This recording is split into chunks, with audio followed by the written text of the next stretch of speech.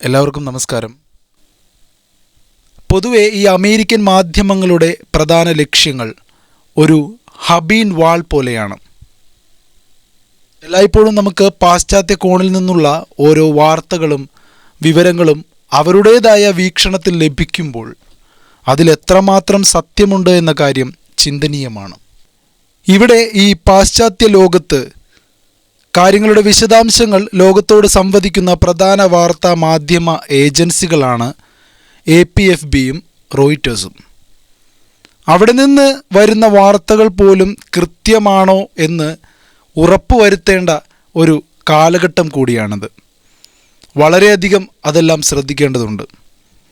ഇപ്പോൾ നിങ്ങളെല്ലാവരും ഇന്ത്യ എന്ന് വിളിക്കുന്ന സോഫ്റ്റ് പവറിൻ്റെ കാര്യങ്ങൾ പറയുമ്പോൾ, അതായത് ഒരു ഔപചാരിക ശക്തിയാകുന്നതിന് പുറമെ സോഫ്റ്റ് പവർ ആവുക, അതായത് മൃദുലമായ ഒരു ശക്തിയായി നിലകൊള്ളുക എന്നതും നയതന്ത്രപരമായി നോക്കുമ്പോൾ വളരെ പ്രാധാന്യമർഹിക്കുന്ന ഒരു കാര്യമാണ്. ഇവിടുത്തെ ഈ ജനങ്ങൾക്ക് കൊറിയൻ ജനതയുമായി മികച്ചൊരു ബന്ധമുണ്ട്. കാരണം നിങ്ങൾ അവരുടെ സാമൂഹിക സാമ്പത്തിക ജീവിതവുമായി വളരെയധികം ബന്ധപ്പെട്ട് കിടക്കുകയാണ്. അതുകൊണ്ട് ഞങ്ങളുടെ ചെയർമാൻ സൽമാൻജി പറഞ്ഞു, അവരുടെ മനസ്സിനെ സ്വാധീനിക്കാൻ ഞങ്ങളെക്കാൾ മികച്ച അംബാസഡർമാരാണ് നിങ്ങളെന്ന്. നോക്കൂ, ഞങ്ങൾ പ്രധാനമായും അടിവരയിട്ട് പറയാൻ ആഗ്രഹിക്കുന്ന ഒരു വശം ഇന്ത്യയുടെ തനതായ സംസ്കാരമാണെന്ന് ഞാൻ കരുതുന്നു. 5 രാഷ്ട്രീയ പാർട്ടികൾ ഉൾപ്പെടുന്ന ഈ ഒരു ഇന്ത്യൻ ടീമിൻ്റെ ഘടനയെക്കുറിച്ച് നമ്മുടെ നേതാവ് സഞ്ജയ് ജി അടിവരയിട്ട് പറയുകയുണ്ടായി.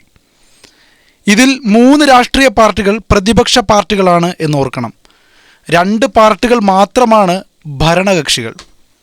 എന്നാൽ നമ്മളൊരു ദൗത്യത്തിനായി ഇവിടെ വരുമ്പോൾ നമ്മൾ വളരെയധികം ഐക്യത്തിലാണ്. അതായത് രാജ്യത്തിൻ്റെ വിഷയം വരുമ്പോൾ രാഷ്ട്രീയ ഭേദമന്യേ ഞങ്ങളെല്ലാവരും ഒറ്റക്കെട്ടാണ്. ഇത് ഞങ്ങളുടെ ഇന്ത്യയുടെ സമന്വയ സംസ്കാരത്തിൻ്റെ പ്രതിഫലനം കൂടിയാണ്.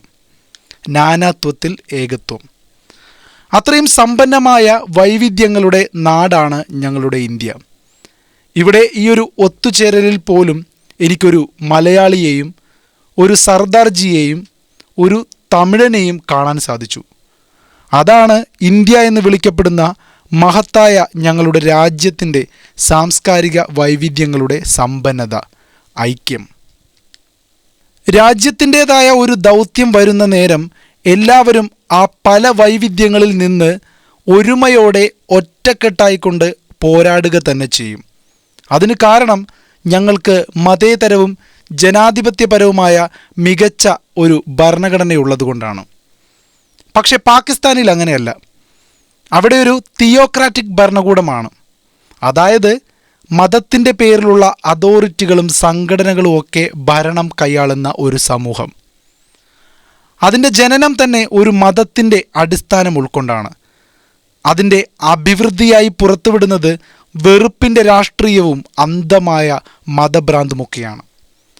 പക്ഷേ ഞങ്ങൾ ഇന്ത്യക്കാർക്ക് അതിൽ നിന്നും തികച്ചും വ്യത്യസ്തമായ ഒരു സുവ്യക്തമായ പാതയുണ്ട്.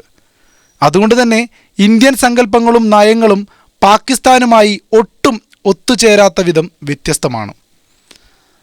സൽമാൻജി വെളിപ്പെടുത്തിയ പോലെ പാകിസ്ഥാന് മുന്നേറണമെങ്കിൽ ഇന്ത്യയെ അടിച്ചു താഴെയിടണം എന്ന പോലെ ഒരു നെറികെട്ട ചിന്തയാണ് അവർക്ക്.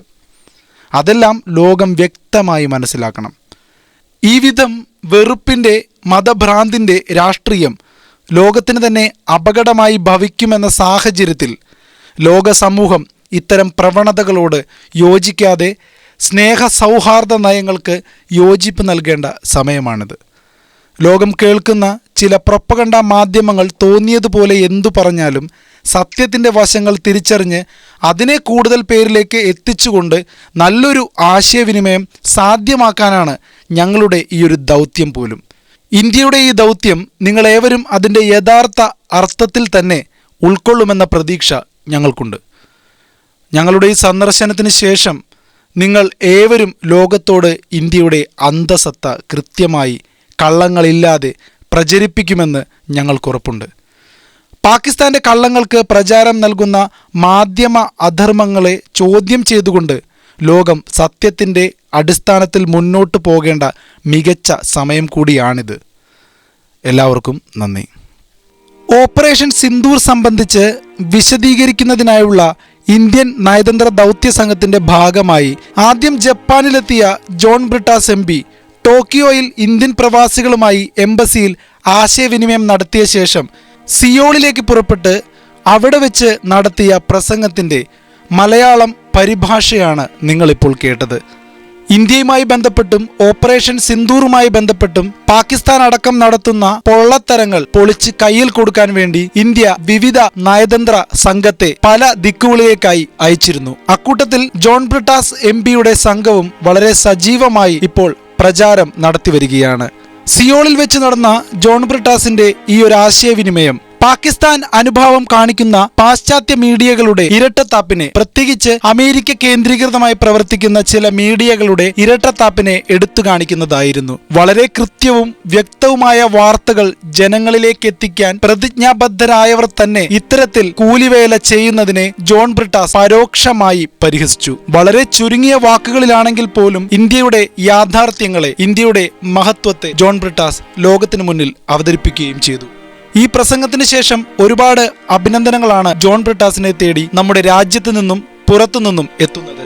ഭരണപക്ഷം പ്രതിപക്ഷം എന്നൊക്കെ നോക്കാതെ രാഷ്ട്രീയ ഭേദമന്യേ രാജ്യത്തിന്റെ നിലപാടുകളെ, നന്മകളെ ലോകത്തോട് പ്രചരിപ്പിക്കുന്നതിന് ഓരോ രാജ്യസ്നേഹിയും ജോൺ ബ്രിട്ടാസിനോട് ഈ അവസരത്തിൽ നന്ദി അറിയിക്കുകയാണ്. ജോൺ ബ്രിട്ടാസിന്റെ വളരെ മനോഹരമായ ഈ പ്രസംഗം കേട്ടതിന് ശേഷം പ്രതിപക്ഷ നേതാവ് ശ്രീ രാഹുൽ ഗാന്ധി അടക്കം ഇത്തരം അവസരങ്ങൾ നഷ്ടപ്പെടുത്തി കളഞ്ഞു എന്ന പരിഭവവും ചിലർ പങ്കുവെക്കുകയുണ്ടായി.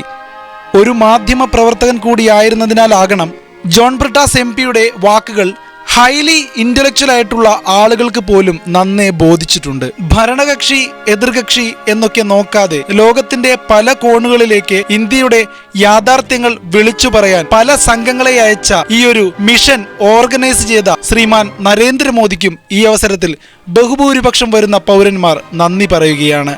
നരേന്ദ്രമോദിയുടെ ഭാവനയിലെ ഇന്ത്യ നാനാത്വത്തിൽ ഏകത്വമെന്ന സ്നേഹ സൗഹാർദ്ദത്തിന്റെ സന്ദേശം ലോകത്ത് പ്രചരിപ്പിക്കാനാകുന്ന ഒരു രാജ്യമായി തീരുകയാണ് എന്നാണ് ഈ ഒരു ദൗത്യത്തിന് ശേഷം ലോകം മനസ്സിലാക്കുന്നത്. രാജ്യസ്നേഹത്തിന്റെ ഈ ഒരു ഐക്യം എന്നും നിലനിൽക്കട്ടെ.